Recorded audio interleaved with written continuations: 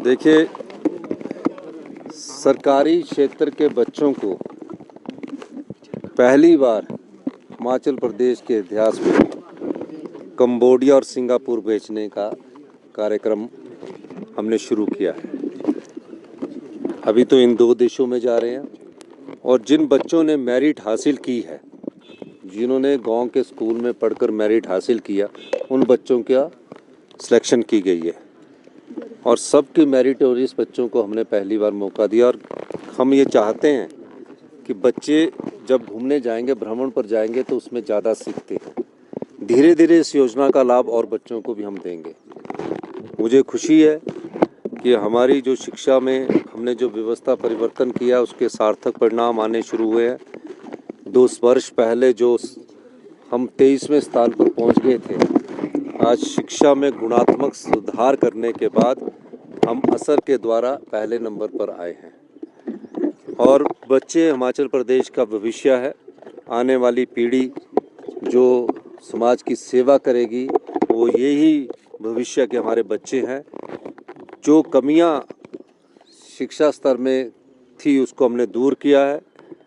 टीचरों की हमने नियुक्ति की है और अच्छे डे बोर्डिंग स्कूल हम बना रहे हैं। धीरे धीरे इन स्कूलों में पूरे गवर्नमेंट स्कूलों में हम परिवर्तन कर देंगे।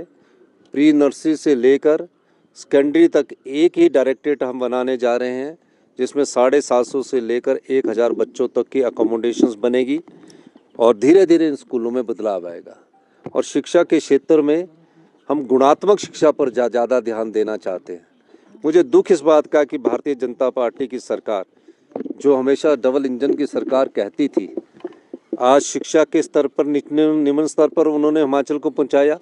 हेल्थ सेक्टर में निम्न स्तर पर पहुंचाया। पानी का नलका देने से पानी साफ नहीं हो जाता और जो स्वच्छ वाटर ना उपलब्ध करवा कर जो लोगों में विभिन्न प्रकार की बीमारी हो रही है, उस स्तर पर भारतीय जनता पार्टी ने पहुंचाया। पर लेकिन उनको बयानबाजी करनी है, लोगों का साथ नहीं देना है, अच्छी नीति के बारे में चर्चा नहीं करनी है, ना अच्छे सुझाव देने हैं। उन्हें तो सिर्फ प्रेस स्टेटमेंट देनी है। हमें कर्म करना है और गीता में लिखा है कि कर्म करते जाइए और भगवान आपको फल की इच्छा नहीं रखते। हम कर्म करने में विश्वास करते हैं और ये व्यवस्था परिवर्तन हिमाचल प्रदेश की आत्मनिर्भर में एक महत्वपूर्ण योगदान होगा। 2027 तक हमारा लक्ष्य आत्मनिर्भर हिमाचल बनाने का है और 2032 तक हमारा लक्ष्य हिमाचल प्रदेश को समृद्धशाली और अमीर राज्य बनाने का है। मेरा मानना है, आज हमने जिस सोच को आगे बढ़ाया है, पहली बार इंग्लिश मीडियम ग्रामीण स्कूलों में, सरकारी स्कूलों में शुरू किया गया है। जिस सोच को हम आगे बढ़ाया है, वो किसी भी सरकार के लिए संभव नहीं होगा कि उस प्रकार की सोच से पीछे हटे, क्योंकि हम ऐसी नीतियां लेके आ रहे हैं जो उस क्षेत्र में एक बदलाव की नीति है और एक गुणात्मक की नीति है।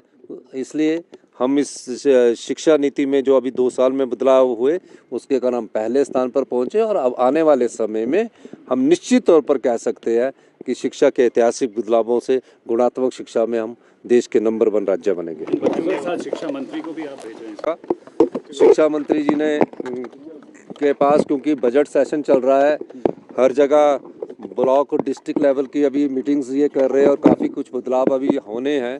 लेकिन मैं शिक्षा मंत्री जी ने, जब मैंने कहा इनसे, तो इन्होंने कहा कि मेरे पास अभी आपने काफ़ी मेरी मीटिंग्स है और काफ़ी मीटिंग्स के बाद मेरे पास समय नहीं है। लेकिन मैं धन्यवाद करूंगा शिक्षा मंत्री जी का कि हमारे कहने को मानते हुए शिक्षा मंत्री जी और हमारे जो पूर्व में शिक्षा सचिव इनके साथ अटैच थे, आशीष पटेल जी, उन दोनों ने हामी भरी। क्योंकि मैंने ये कहा कि जब शिक्षा मंत्री बच्चों के साथ टूर पर जाएंगे तो बच्चों का, सरकारी स्कूल में पढ़ने वाले बच्चों का एक और आत्मविश्वास जागेगा। और अभिभावक के रूप में जा रहे हैं, मंत्री के रूप में तो ये दिशा निर्देश देते हैं, लेकिन अभिभावक के रूप में जाकर ये बच्चों के साथ घुल मिलकर उनसे भी कुछ सीखेंगे। हम लोग भी उनसे सीखते हैं। बहुत बहुत धन्यवाद। नेता प्रतिपक्ष सवाल